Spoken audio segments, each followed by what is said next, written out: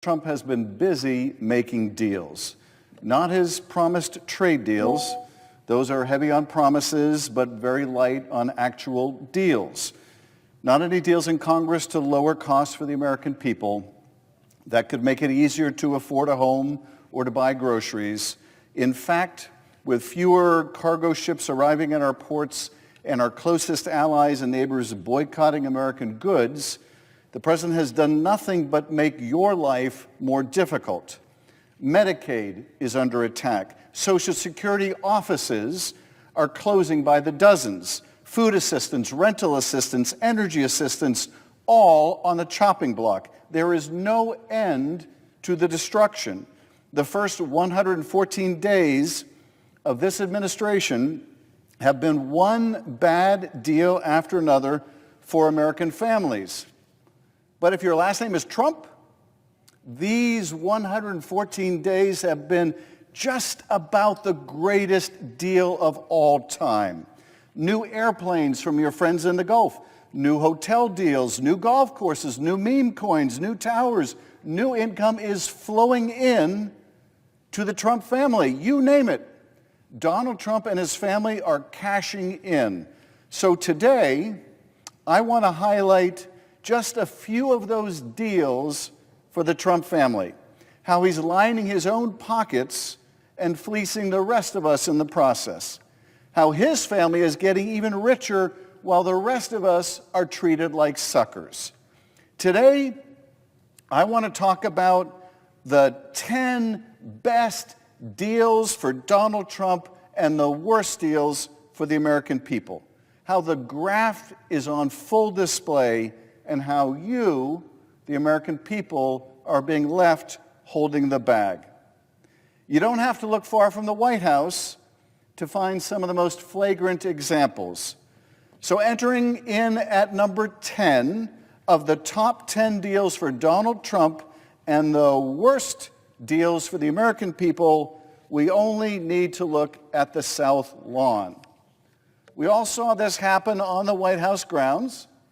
Donald Trump and Elon Musk turning the place into a Tesla showroom. But what you might have missed is what happened before and after this photo was taken. Just before Trump turned the White House grounds into a used car lot, Tesla stock had been in an historic and disastrous slump. With their market value cut in half since December, Musk needed a jolt to his ailing company, and he got it. When the president was asked whether his symbolic purchase of a Tesla at the White House might help the company's stock, Trump said, "I hope it does." But that wasn't all, because the best part of the deal for Donald Trump took place after the Teslas had been driven away and the cameras had been packed up.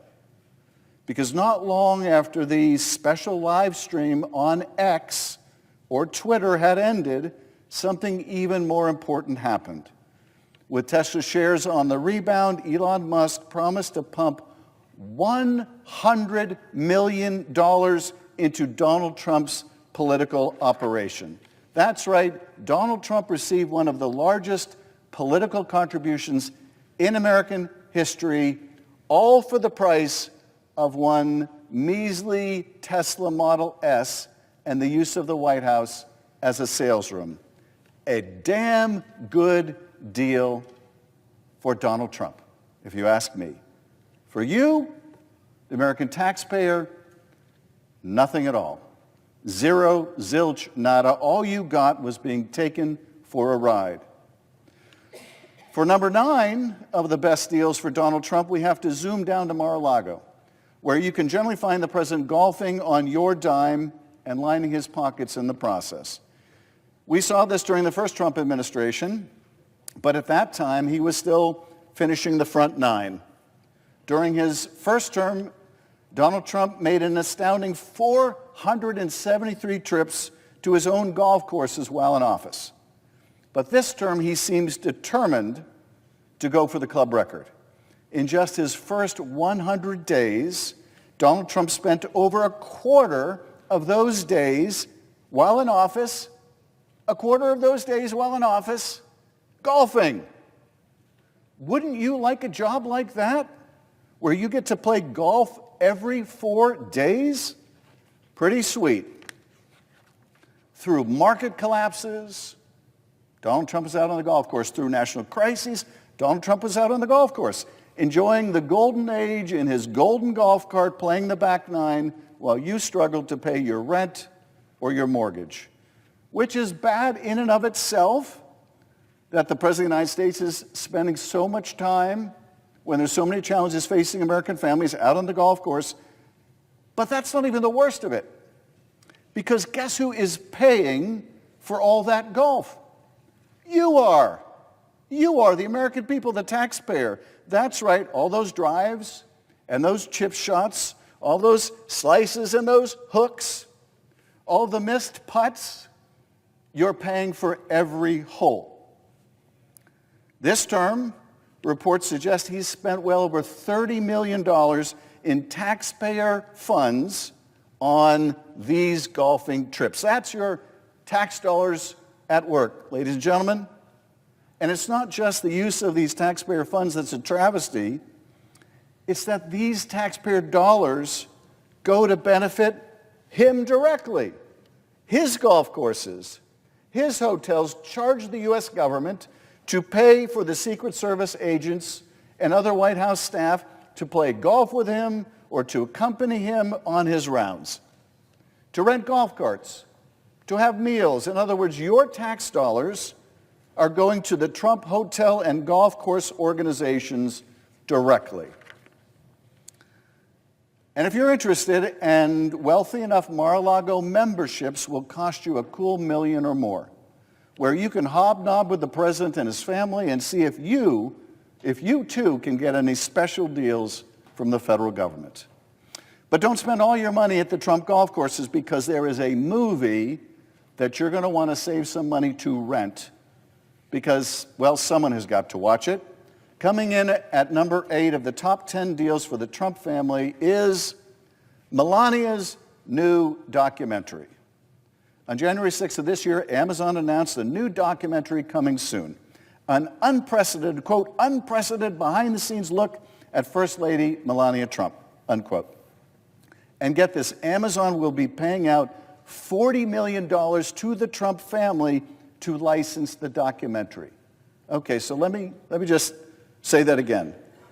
Amazon is giving $40 million in cash to his family, the Trump family, to license this documentary. Direct cash into the pockets of the Trump family. But apparently, they're still looking for more. Melania's agent has been trying to sell sponsorships for the film, starting at $10 million to prominent CEOs and billionaires who were at the inauguration. In return for your sponsorship of this Melania documentary, buyers would get thanked at the end of the credits and be invited to the premiere. Reportedly, Trump interests are also pitching Hollywood for a show about Don Jr.'s time outdoors, a hunting show. Seriously, and who wouldn't want to see it? Might be a little bit like watching Dick Cheney go hunting again. But if you're looking for a way to get in good with the Trump family that doesn't involve golf or TV shows or buying a Tesla at the White House, they're offering another great solution. At number 7 of the top 10 deals for the Trump family during this presidency, we have the Trump family's new private club. As part of their crusade to refill the swamp, the Trump family is opening a private club right here in Washington, D.C. It will be called the Executive Branch. I wish I was kidding. Much like the Trump Hotel in the first administration, it will serve as a gathering place for Trump world and a way to directly pay homage to the president in the form of champagne and caviar and checks to his business endeavors and those of his kids. For a cool $500,000 membership fee, you too can schmooze with people wheeling and dealing within the administration. There is perhaps no more appropriate image of the Trump presidency than this. The Executive Branch Club is an invite-only club for insiders, foreign investors, and billionaires to directly line the pockets of the first family, sending a message as clear as day to anyone who wants to do business in the United States. If you want to be with Trump, you've got to pay the cover charge. And now entering in at number 6 of the top 10 deals for Donald Trump of his presidency, a brand new Trump hotel in Dubai. Right now, literally at this moment, Donald Trump is in the United Arab Emirates. You can imagine the scene, standing in some gold-plated hotel room looking out over Abu Dhabi, and just beyond the line of sight in the distance is the skyline of Dubai. A skyline that, as of a few weeks ago, is likely getting a new feature cutting through the night sky. The Trump International Hotel and Tower Dubai, an 80-floor behemoth. And within it, luxury residences and exorbitantly expensive hotel rooms, apartments that start at a cool $2 million and penthouses that'll cost tens of millions of dollars. Even better, if you can't make the Trump new club here in D.C., there's going to be an exclusive members-only club right there in Dubai. In their words, quote, set to redefine the meaning of exclusive luxury. All benefiting, that's right, Donald Trump and his family. Now, their ventures in the Middle East don't start or end in Dubai, because entering in at number 5 of the best deals for Trump and the Trump family of his presidency, they're cashing in this time in Qatar. Coming soon to Doha, the Trump administration golf course. This is going to be an 18-hole course, a clubhouse, and high-end villas with beach access.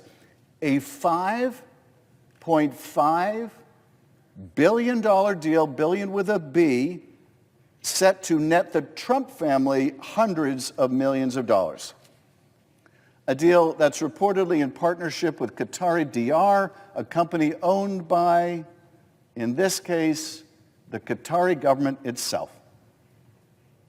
Now, I'm sure Qatar's multi-billion-dollar investment in the personal finances of the Trump family is entirely coincidental.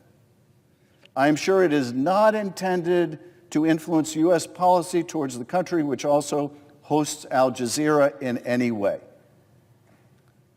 I know it's easy in all the Trump corruption and schemes to miss the forest for the trees, but let's not fail to appreciate just how unprecedented this is, just how corrupt and dangerous this is.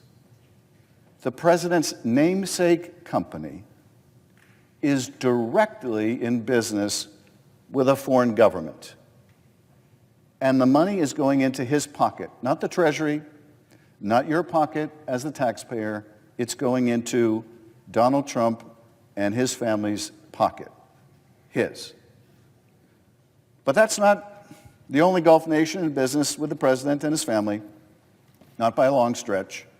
There is also Saudi Arabia, because entering in at number 4 is the newly announced Trump Tower in Jeddah and their two brand new projects in Riyadh.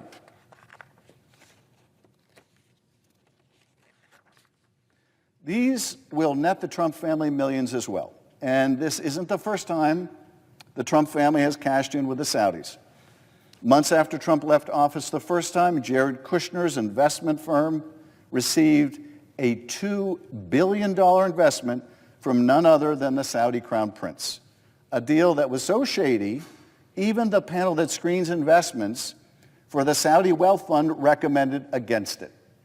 Imagine that. But they were overruled by higher-ups in the Saudi royal family, and the money went straight into the Trump family's enterprise. $2 billion. But it's not just Donald Trump and his family that are cashing in at your expense. The world's richest man is using his role, too, as a special government employee to cash in as well. Because even when you're the world's richest man, as Elon Musk is, enough is never enough. Entering at number 3 are Elon Musk's shady Starlink deals. Elon Musk, when he's not tweeting or firing essential government workers, is turning his company Starlink into a global superpower. How? By using the sway of his position and his proximity to Trump to negotiate a whole raft of deals with foreign nations to purchase his Starlink satellite systems. Just look at what happened with the nation of Lesotho, located in South Africa. Donald Trump slapped crippling tariffs on the country. In hopes of a trade deal, they came to the table, and that meant coming to Elon Musk's table. To understand this best, I want to read verbatim from a leaked internal State Department memo. Quote, as the government of Lesotho negotiates a trade deal with the United States, it hopes that licensing Starlink demonstrates goodwill and the intent to welcome U.S. business. As the government of Lesotho negotiates a trade deal with the U.S., it hopes that licensing Starlink demonstrates goodwill and intent to welcome U.S. businesses. This is from the State Department's own cable in black and white. It's just pay to play to get out from under the tariffs that Trump imposed on Lesotho. That country is going to buy Elon Musk's satellite system. Wow. Pay off Trump's machine and maybe you'll get a trade deal. And of course, it isn't just the poor country of Lesotho. In February, Elon Musk met with Indian Prime Minister Narendra Modi in Blair House, a government building just steps from the White House. Their meeting was private, but the results were very public. Shortly after the meeting, India announced 2 Starlink distribution deals. Millions into Musk's pockets negotiated steps away from the White House. Since then, since the imposition of these tariffs, since the need of other countries to come in and to negotiate tariffs away with the Trump administration, Elon Musk has reached deals with Somalia, the Democratic Republic of the Congo, Bangladesh, Pakistan, and Vietnam. And that's just what we know about so far. But I promise you, this will not be the end of it. It's among the most obvious, egregious, and dangerous acts of corruption in American history. Want out from under a tariff? Make a deal with Elon Musk and Starlink. And they're barely trying to hide it. Which brings us to number 2 of the top 10 deals for Donald Trump as president, and the top 10 ways that the American people are ending up holding the bag. Because Qatar isn't just investing in a new Trump Tower at home. The Qatari government is also gifting the president a new Air Force One. An aircraft so opulent that they're calling it a sky palace, a palace in the sky. A $400 million gift for Donald Trump that taxpayers will have to pay to debug. You can imagine all the national security implications of getting a airplane with all of its electronics and all of the venues you could hide eavesdropping equipment. You can imagine what will be necessary to debug an aircraft like that. It will need to be retrofit and upgraded to meet the standards of an Air Force One. It will cost taxpayers a fortune. And their plan, the Qataris' plan, is to gift the plane to the Trump Presidential Library before Donald Trump's term ends. That way, the president can keep using it as he pleases.